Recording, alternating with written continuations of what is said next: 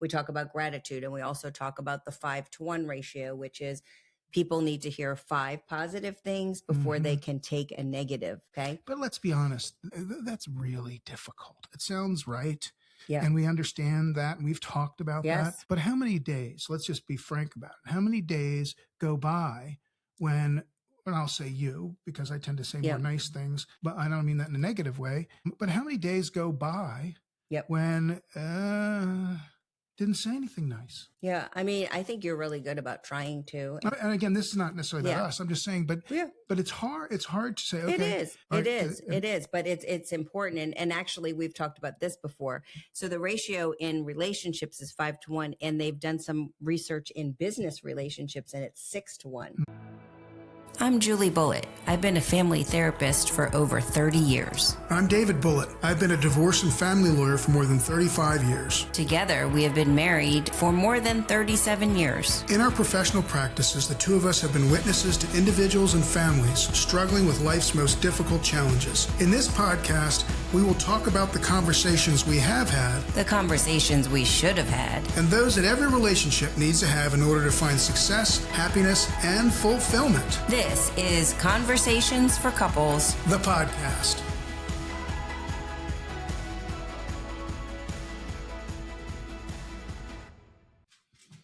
Welcome back to Conversations for Couples, the podcast. So we're going to do things a little bit differently today. Usually you and I either have a conversation, the two of us, or we have a conversation with somebody else.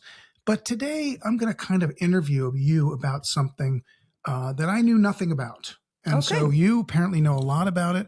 I knew nothing about it. Folks, she recently did an Instagram reel about this topic, and I never heard of it before. So we're going to talk about it. It's the Reticular Activating System. Which is really hard to say. I call it the RAS. Let's go with that. RAS. What in the hell is that? Okay. So it's neuroscience, which is... You're already over my head. Neuroscience, which is how your brain works. And what it does is we all have this RAS system, and it filters what we see. And basically, a great example would be, for instance, do you remember when you decided you wanted to get a Jeep, like a Jeep Wrangler? Yes. Okay. And you went to the Jeep Wrangler dealership and you saw this cool blue color. Do you remember the blue denim that had just come out? You had never seen that color before. Right. You left that Jeep dealership and you started to look for blue Jeeps on the road. Right. And you started noticing more and more. And you were like, wow, I never noticed that before. Because that's your RAS system. When you're looking for something, it's a filter and it's totally unconscious. You didn't say, I'm going to start looking for blue Jeeps on the road. It's just what your brain does. So it's kind of cool, but it's also kind of a little scary that there's these things going on. And what happens in relationships is we have an RAS system that is starting to look for things. Lots of times it becomes negative things when you're in a bad place with your partner. And sometimes it can be positive things if you're in a good place. So it has, so you can talk about like certain predilections in terms of looking for things and certain settings, or what are you talking about exactly? Well, let's give an example of, I sent you a text and my RAS system is in a negative mode and I'm looking for negative things. And let's just say you didn't answer me right away. Right. I am going to then interpret that as he didn't answer me right away. He's ignoring me. Right. And if I'm in a good place with you, my RAS filter will not necessarily interpret that pause in you answering the text as he's ignoring me. Okay. You might think, oh, he's busy, or you might not think anything at all. And what's fascinating about the RAS system is that I see this a lot of times with couples, with people that I work with, not necessarily couples, but individuals. I've had several clients that are having affairs. And what happens? Oh, wait. You're getting ahead of me here. Okay. Hold on a second. So having the affair is the symptom, right?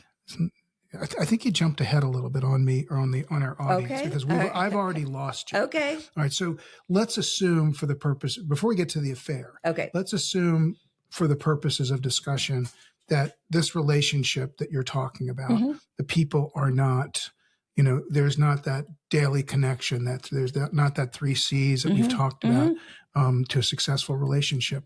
Let's assume that they're just not connecting. Right. They're not clicking. Right. So what so this is where we're going to get to what you want to talk about. Yeah. What are the dangers of that when you layer this whole RAS brain physiology, whatever it is, on top of it? Yeah. So if you're in a negative place and you become disconnected with your partner, then what happens is you're more likely to notice the negative. Okay. That's simplifying it. Okay. Right. So you notice the negative stuff. You don't really pick up on the positive things that go on. Yep. And as a result of that, now we get to a potential yes. problem. So what happens is you become increasingly aware of the things that really annoy you, bother you, things that you don't like about your partner, and not seeing any of the positive, but really focusing on the negative. And a lot of it's unconscious, because that's what your RAS system isn't like talking to you. It's not saying, oh, you're just noticing the negative. You are just noticing the negative, and it's like happening to you. And when you notice the negative as opposed to the positive, human beings sometimes in a relationship do what?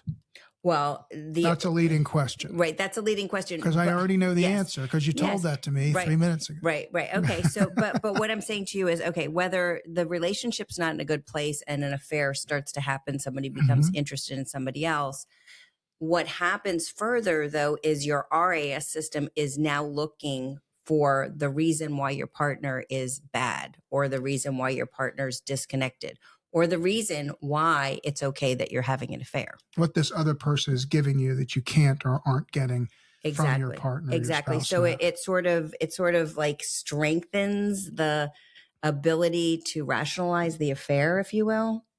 And it strengthens the disconnection. Exactly.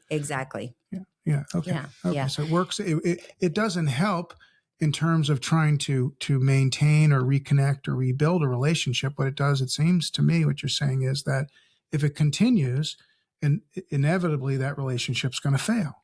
Yes. However, because we always have a growth mindset, which means that we can change things in the way we do things, the way we think. Just like muscles, we can, grow stronger muscles. We can change the RAS. Okay. So before we talk about how we're going to change it, or what we can do to change it, let's talk about the flip side. We talked about the dark side. Yep. So let's talk about the positive side of how the RAS works. Yeah. So a great example of a positive RAS is when you first start dating. Okay. And maybe you don't even see things that you should see. Maybe there's some things that are like, we'll call them orange flags or red flags, like things that aren't great about your person that you're dating. So your RAS system is forgetting to notice those things because there's so many good chemicals. The oxytocin's going on, the endorphins are going on, and the RAS system is a little blinded, if you will. Blinded by whatever you're focusing on. Blinded by I know what I was love. Focusing on when I first met you, Exactly. And even now. I mean, I'm watching you answer the questions, and I'm not even. You're blinded. Blinded. I'm not even thinking about anything negative. Okay, but it also can work in a positive way, right? Absolutely, right. I mean, Absolutely. being blinded isn't not necessarily a positive, but let's talk about the not blinded, but not the dark side. How does it work in a positive fashion? Well, it can work in a positive fashion because it can keep you connected to your partner. If you are seeking to see the good things, if you are constantly working at noticing, okay, yeah, like he didn't shut the cabinet or he didn't shut the door when he left. However, he folded my, sweater and he did my laundry and he, took care of the kids today and those kinds of things. So really balancing and noticing the positive and retraining your RAS system to notice not just negative and not just positive, but all of it. Okay. So, all right. So we have the bad, I wouldn't say bad, the more negative the negatives. Piece. You have the blinded positive piece where so many other good things are happening that you may miss certain red flags. And this happens, right, with people who are dating, with people who just met each other. It happens with people that are dating. It happens with buying houses and cars and things, like you would, go back and go like, why did I do that? And it was in the moment, you were only seeing the positive. I was only seeing that blue denim Wrangler. Okay. And you didn't realize that it was matter, loud on the highway. Or that it cost $6,000 more than the light blue, the navy blue, exactly. whatever it was. Okay. Exactly. Okay. So now let's talk about, and we talked about the positive ways it works without the blinding part. Yes. So now let's get to, how do you manipulate that RAS? How do you, first of all, how do you consciously figure out that it's happening? Number one. And number two, once you have it figured out, how can you, turn that frown upside down, so to speak? Right. Well, I think a lot of times in relationships, if we're talking about relationships, I think we always have to kind of go back to a couple things that we preach when we talk to people, which is assume good intentions, right? Like not assuming that somebody did something on purpose, and also holding grace for people. They make mistakes, right? Okay. Yes. You screw up. It doesn't make you a bad person just because you did one bad thing, right? We know that. So kind of involving some principles of your thinking, and creating, maybe a mantra or a saying, which is, like seek to understand or assume good intentions. Or for us, we have our tattoos, the good eye, to have a good eye for somebody. Right. So but it really, it seems like it takes work, right? It really, you have to really be purposeful and intentional. It does. Right. And so many times I think relationships deteriorate and end because people get into a negative RAS system. They both get there, or one gets there, and then the relationship starts to come undone. Right. So, I mean, those kind of things tend to snowball, bad. Yeah. When people come into your office, are they generally saying good things about their partner or bad things about their partner? That's a loaded question. Everybody who knows what I do for a living, which I think is most of you folks out there, which is being a divorce lawyer, rarely do people have a lot of good things to say. Now, it's true that sometimes that they do, right? They might come and say, well, he's been a really good father. But our kids are grown and he's not a very good husband. Right. And so now we get into the not a good husband, and the good father stuff is sort of tossed aside, or it doesn't matter as much anymore. Yep. So, but yes, no, certainly it's 90-10. Right. Exactly. Exactly. And what I do a lot in the work that I do with couples is to get them to understand that they're, how they're seeing things, and to be able to try to see things in a more holistic way so that they are noticing. We talk about gratitude, and we also talk about the 5-to-1 ratio, which is people need to hear 5 positive things before they can take a negative. Okay. But let's be honest, that's really difficult. It sounds right. Yeah. And we understand that, and we've talked about that. But how many days, let's just be frank about it, how many days go by when I'll say you, because I tend to say more nice things, but I don't mean that in a negative way.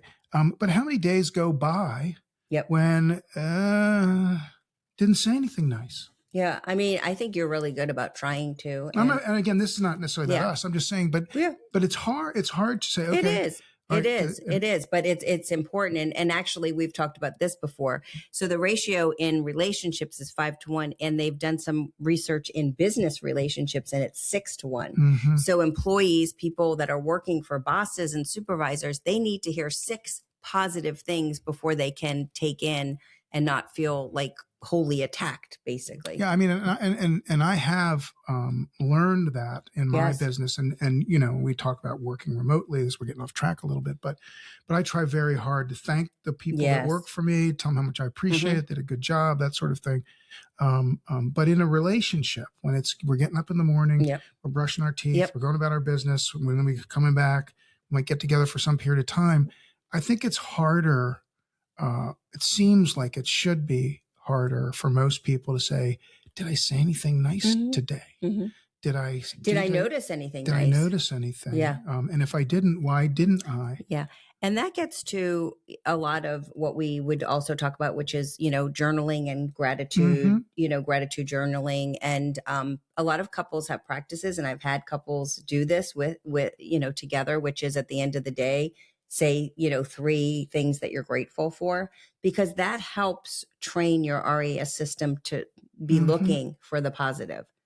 And so, That's interesting. yeah. So if you feel like your system, your RAS system has gone negative in whatever way, you can retrain it. That's the great part about this. And I think it's worth talking about, worth thinking about. You're such a plethora of knowledge. You know, I mean, you know a lot about a lot. Is that one of your compliments for today? Well, it is. Yeah. I mean, actually, probably it's my 6th or 7th because there are several. But but I mean, I think this is really interesting. And for anybody out there who wants to know more about it, drop us a direct message, send us an email. But be mindful of the Reticular Activating System, RAS. I'm looking at my page to make sure I pronounce it right. Yeah. Because it's real and it's there and you may not even know about it. Yeah. And it's important. It's important because it's almost like, you know, when you first talk to me about it, I think about it like, it's almost like you want to be a better parallel parker, or you want to be a better driver. You want to be a better basketball player. What do? You got to practice. Study. Yeah. You got to practice. And that's what this is. But it's not what we think of needing to practice. Right. Yeah. I know. Very interesting. Okay. Very cool. Well, that's it for today, folks. Feel free to join us next time on Conversations for Couples, the podcast. We are the Bullitts, TheBullitts. And don't forget to subscribe and like us. Subscribe. Yes. Thank everyone. And we appreciate everyone who's joined this community over the last, I want to say 4 or 5 months. We've grown exponentially, both here and on Instagram. And we're trying to, give folks some humor, but also some good information to take along the way. See you next time on Conversations for Couples, the podcast. Julie Bulitt is a professionally licensed clinical social worker and family therapist. David Bulitt is a divorce and family lawyer. Julie is not your therapist, and David is not your lawyer. This podcast is meant for educational and entertainment purposes only.